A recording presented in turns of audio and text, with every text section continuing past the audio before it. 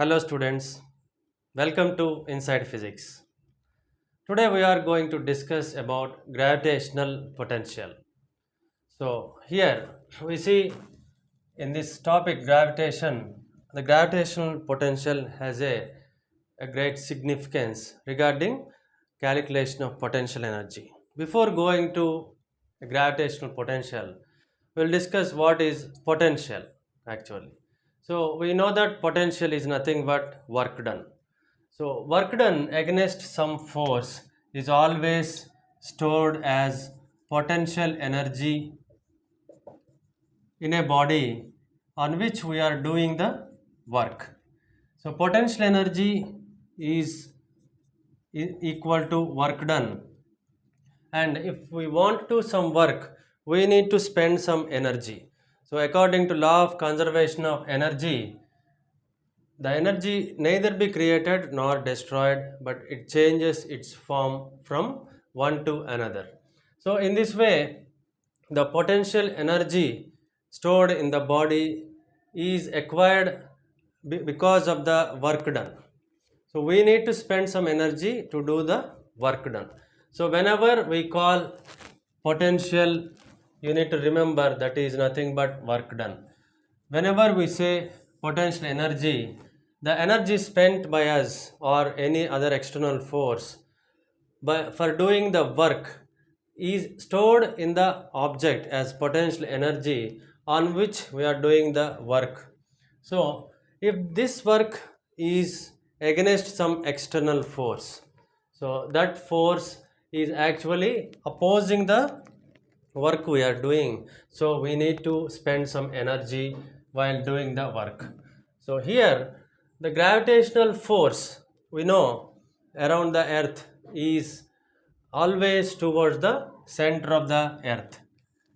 It is pulling every object on the earth towards the center of the earth.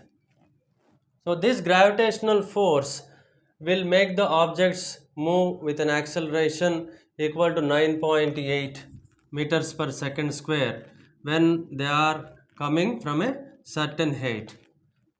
So this acceleration is always towards the center of the earth, and the acceleration is caused by the gravitational force. So now we see what is gravitational potential energy. This gravitational force is called conservative force. So what is a conservative force? See, when the work is done is independent of the path followed, then the work done against the force, which is called a conservative force. So see, when we are moving an object from height 1 to a point height 2, h1 to h2, and so nearer to the earth surface, then we need to spend some energy for moving this object to h1 to h2. So here, independent of the path followed, so you may take this object straight away from h1 to h2, or you can take this object in this way, like that. So even though the path is different, the final position and the initial position will decide the potential energy of the object. That means it is independent of the path followed. So in this way, gravitational force can be called as conservative force. If the work done is dependent on the path followed, then it is called a non-conservative force. So here we see what is gravitational potential. See, in the case 1, we will consider an object very nearer to the earth at a height h. So that means, see, the height is far less than the radius of the earth. This is the radius of the earth. The points which are far less than radius of the earth, then we can consider the potential energy as the work done as a function of height. We can write it as mgh plus w naught. So this is the work done as a function of height. That means this mg is the force, that is gravitational force, with which the objects are being pulled towards the center of the earth. This height of the object from the earth's surface, this w naught is nothing but the potential energy on the surface of the earth. So we can say this wh is equal to 0 is equal to w naught. So this is the work done on the surface of the earth, that represented by W naught. So on the whole, we can write the work done while moving an object to a height h in this form. So if we can write from a point 1 to 2, suppose this as h1 and exactly a point above this h2. In moving from a point 1 to 2, we can write this as mg h2 minus h1. Okay, this is the difference, and this height difference makes the object gain the potential energy. So this can be written as h2 minus mg h1. This 1 to 2 means we are moving the object from point 1 to point 2, where there is a height difference h1 and h2. So this is the work done, and this is also equivalent to the potential energy gained by an object when we are moving from h1 to h2. These heights are always very far less than the radius of the earth. So this is the first case, and when you are actually going to the case 2, where we will take some arbitrary points far away from the earth's surface, that means at a distance r, where that r is far greater than the radius of the earth. So while taking the arbitrary point far away from the earth, say according to Newton's law of gravitation, there is a gravitational attractive force between the objects. If the object's mass is m1 comma m2 and they are separated by a distance r, then we can write from Newton's law of gravitation F is equal to g m1 m2 by r square. So where g is universal gravitational constant. Okay.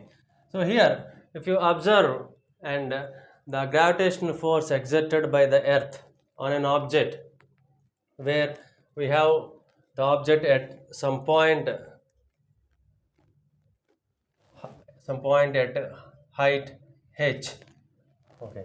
Then what we can write with this formula is gme into m by r square, where mass of the earth, me is the mass of the earth.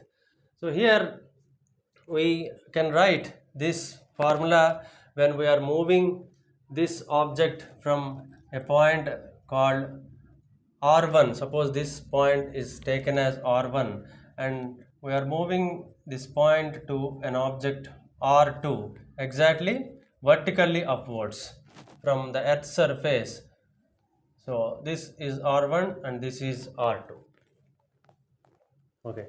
So in this case, how to get the potential energy from this formula? We know that work done is equal to force into displacement. Okay. Dot product of force vector and displacement vector. So here we are moving the point from r1 to r2.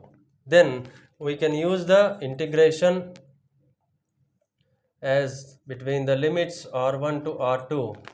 So this can be written as MEM by r square dr, where dr is the distance, that force is multiplied by a small distance. So this can be equivalent to the work done. So this in terms of integration we can write, or I will write here again, this will become, so gmem we can take apart, and the integration term which we want take into consideration can be written as, okay, so from here I will take this term from the beginning. So if you observe this integration, we can write this as MEM, and the formula for 1 by r square when we are integrating will become minus 1 by r1 to r2.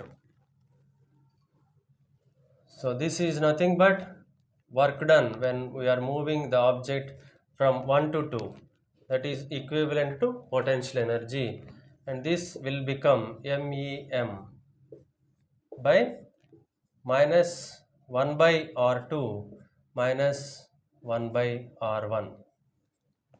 Okay, here you replace these terms and we can put a minus in front of this one. Okay, so this is nothing but the work done. So in general, if you take an arbitrary point R, and we can calculate the potential energy as minus G ME by MR plus W1. Okay, this W1 is the potential energy at a point which is at infinity. So when you are bringing an object from infinite to a distance r nearer to the earth, the work done is W1, and the potential energy of a point at infinity is taken as W1. Though this is equivalent to the work done to move an object from infinity to a distance r. So in this way, the potential energy U, gravitational potential energy U, can be written as minus G ME M by R.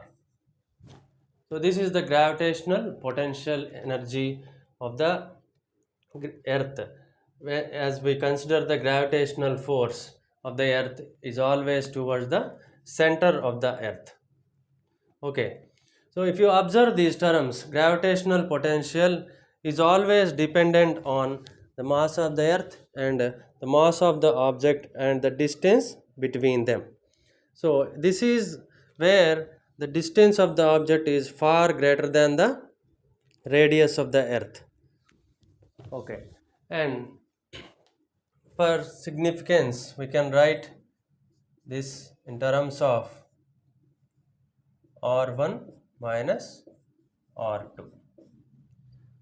So okay, this W1 2 can be written in terms of work done.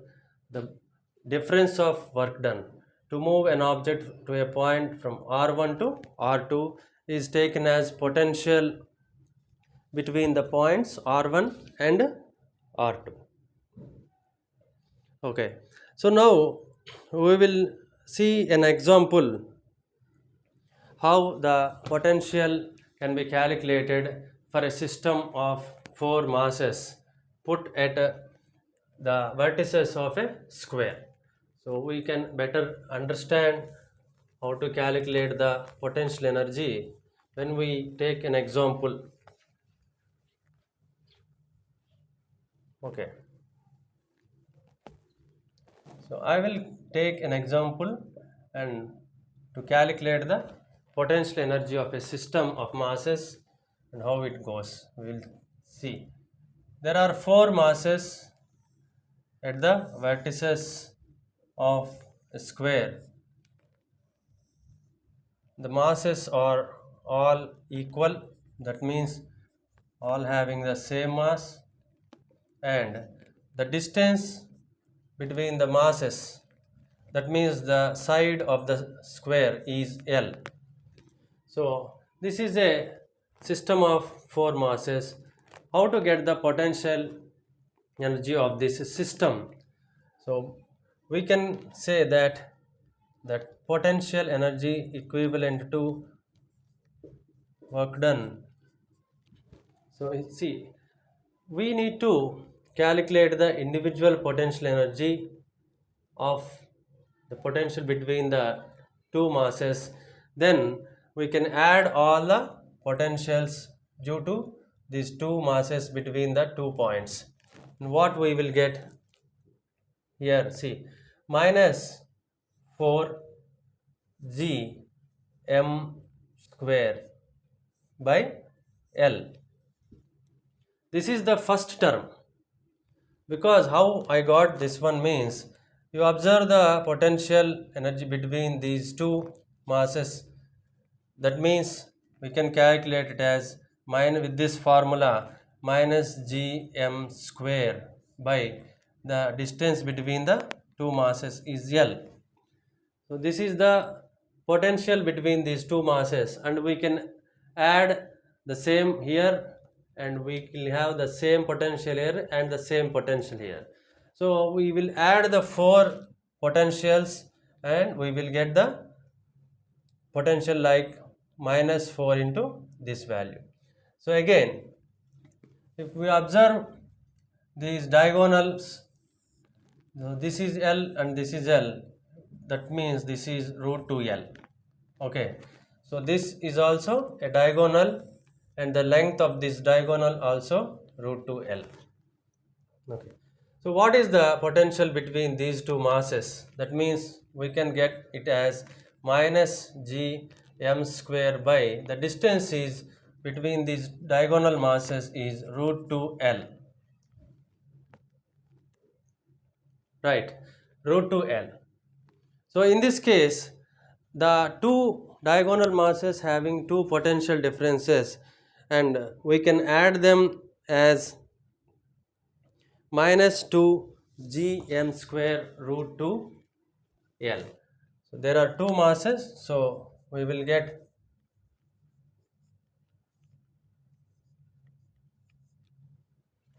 so this can be again written as, so here 2 can be written as root 2 into root 2, so this will become gm square by L. This is the potential of a system having four masses at the vertices of a square. So now we will see what is the potential here at the center of this system. At the center of the system. If the center of system, if we put a unit mass of 1, okay, so how to get the potential at this point? If you take a unit mass here, then this distance will become root 2 L by 2. Okay, root 2 L by 2. Then see, this unit mass here, that means unit mass means you can take it as 1. The potential between these two will be V is equal to minus Gm by root 2 L by 2.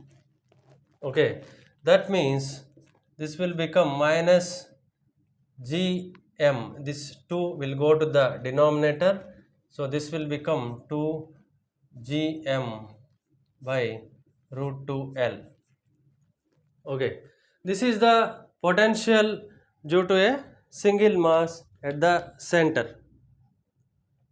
Then if you calculate all the four, they will come as same. Okay, so here the 2 will be like, you can take it as root 2 into root 2 Gm by L. Okay, so this is the potential at the center due to this mass. If you consider in the same way due to all the masses, this total potential at the center will become minus 4 root 2 Gm by L. So this is the potential energy of the system, total system, and this is the potential of a uh, unit mass placed at the center of the square. Okay, this is how we calculate the potential of any system. And see here, the potential of the system is calculated using the principle of superposition. Okay, what principle of superposition says? The effect of potential due to all the masses in a system can be taken as sum of individual potentials present in the system. So according to principle of superposition, this is the potential of the system and this is the potential at the center of the system. So we can conclude this session. In the next session we will take up some more topics in gravitation. Thank you.